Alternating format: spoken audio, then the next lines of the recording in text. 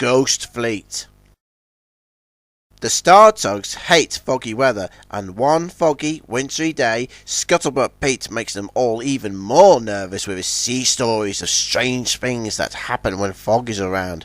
Then, later that night, Big Mac sees 4 ghostly white tugs silently crossing the harbour. Big City Port was in the grip of winter. It had come earlier than expected, and with it came the fog. The Star Tugs hated the fog. In those days they had no radio or radar. They had to rely on eyes and ears, and the fog could sometimes play tricks on those. Long periods of fog had a way of conjuring up old sea stories and superstitions among the boats of the harbour. Many of the tugs felt nervous in the daytime fog. When darkness fell, they became even more anxious and a little bit jumpy. On this particular evening, Big Mac was on his way back to the Star Pier. He'd been working all day with Scuttlebutt Pete, who had been telling him old sea stories about the strange things that could happen when fog was around. As Big Mac passed a spooky old warehouse, he heard a whispering sound. The buildings creaked and groaned as though they were alive. The whispering sound grew louder. Big Mac peered through the fog, but couldn't see anything. "This is too creepy for me," he muttered. "I'm getting old fast, fog or no fog." He set off through the fog, but suddenly, there in front of him appeared 4 ghostly white tugs. "Ah!" gulped Big Mac. "It's the ghost fleet that Scuttlebutt Pete was talking about." It was all too much for Big Mac. He turned and charged off through the fog, hoping the ghost fleet was not following him, and eventually reached the safety of the Star Pier. All the Star Tugs except Hercules were in their berths as Big Mac came steaming in. "Slow down, Big Mac," said Top Hat. "You know better than to travel that fast in fog." OJ looked closely at Big Mac. "You all right, Big Mac?" he asked. "You look as though you've seen a ghost." "Well, I'd say I have," said Big Mac in a shaky voice. "You see what?" asked Warrior. "Ghosts," replied Big Mac. "Well, well," laughed Top Hat. "I never thought a harbour tug would believe in ghosts." The other tugs joined in the laughter as Big Mac looked embarrassed. Early the next morning, Captain Star gave his fleet their orders for the day. The fog was still very thick, and as the tugs prepared to go to work, they teased Big Mac about his ghost. "I shouldn't have told you," scowled Big Mac. "You take no notice," said OJ. "The fog plays funny tricks on all of us. Don't you worry about it, Big Mac. Just keep your wits about you." Big Mac moved off, muttering to himself. "I suppose I could have been seeing things, but they seemed jolly real at the time, I can tell you." The tug set to work. That evening, Warrior was making his way back to the Star Pier across the bay. The fog was still thick, so he sounded his foghorn frequently. Some shrimpers were following him, using him to guide them into the ports. "Hey, Warrior!" called one of the shrimpers. "Are you sure you know the way?" "Of course," grinned Warrior. "A bit of fog is nothing to worry about. I've got a natural sense of direction. Just stick close to me and oops." Warrior had to swerve violently to avoid a mud bank. The shrimpers behind him were not so lucky. They ran straight into the mud bank and stuck there. Warrior steamed happily along, then suddenly jerked to a halt. There in front of him were 4 white tugs. "What the?" Warrior watched in horror as the tugs moved across in front of him. "Who are they? I don't believe it," he thought. "It's just as Big Mac said, it's the ghost fleet." He hurried back to the Star Pier to tell the others. Further out in the bay, Izzy Gomez, the tramp steamer, had been waiting all day for a cheap tow into the harbour. As night fell, he decided to try and sneak into the harbour for free, under cover of the fog. Just as he started to lift his anchor, Zoran, the leader of the Z-Stacks, appeared. "You never learn, do you, Izzy?" sneered Zoran. "Breaking the law as usual. Well, if you run aground, you'll be my salvage." "No salvage," replied Izzy. "I'll give you 15 to tow me in." "Get lost," said Zoran. "You're worth more to me a scrap." And he moved off into the fog.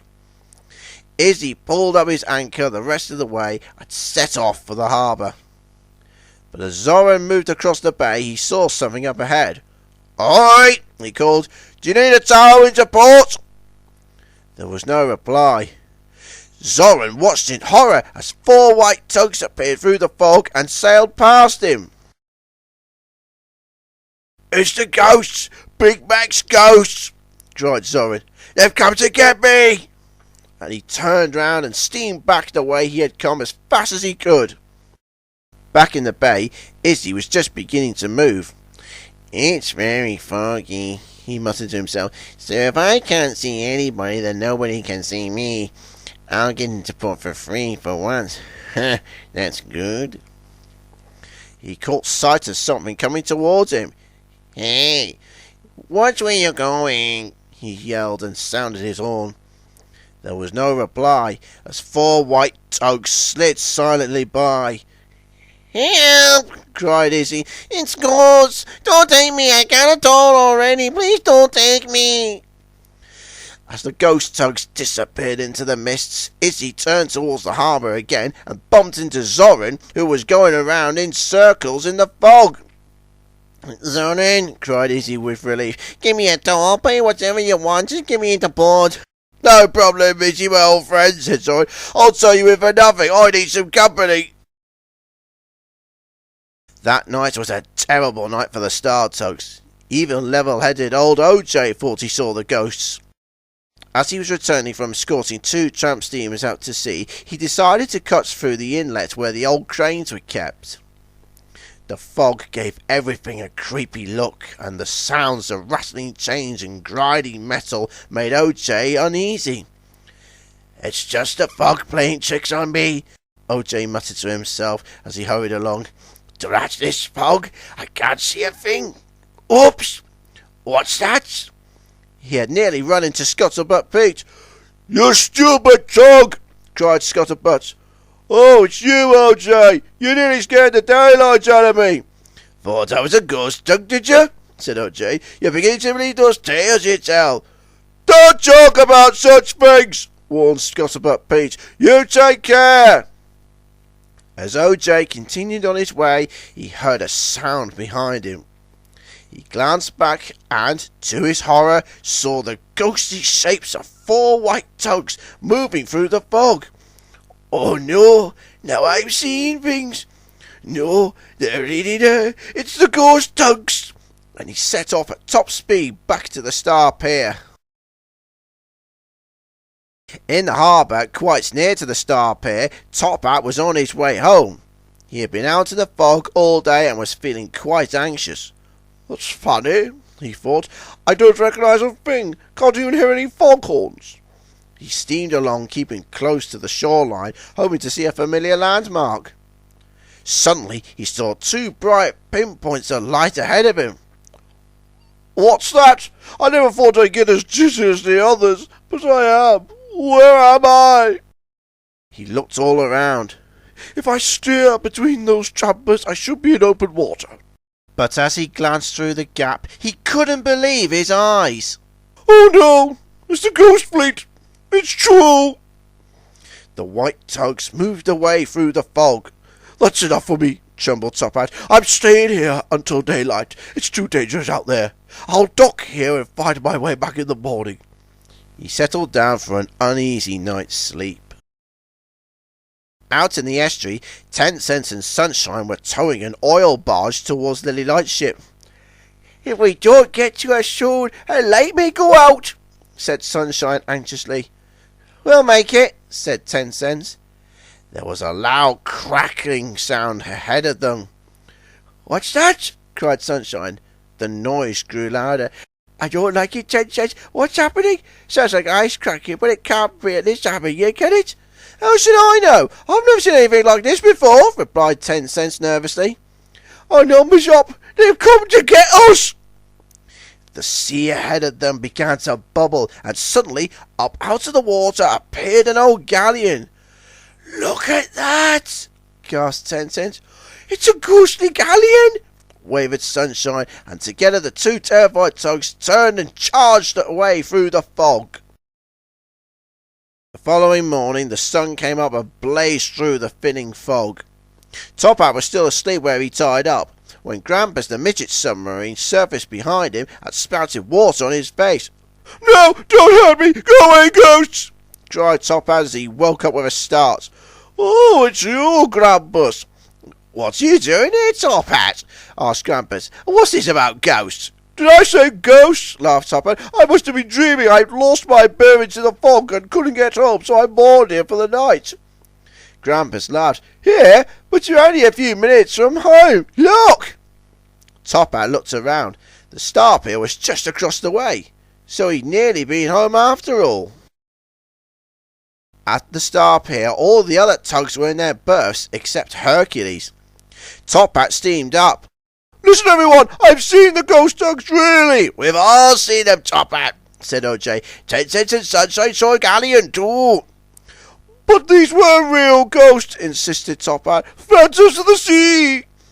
There was a loud hoot, and Hercules steamed up. "Ghosts," smiled Hercules. "What's this about ghosts?" "Ghostly white tugs," said Big Mac. "And a galleon," added Tencent. Hercules laughed. "You're all seeing things. If I'd been here, I'd explain things. Those tugs you saw are the White Fleet, down here from northern waters.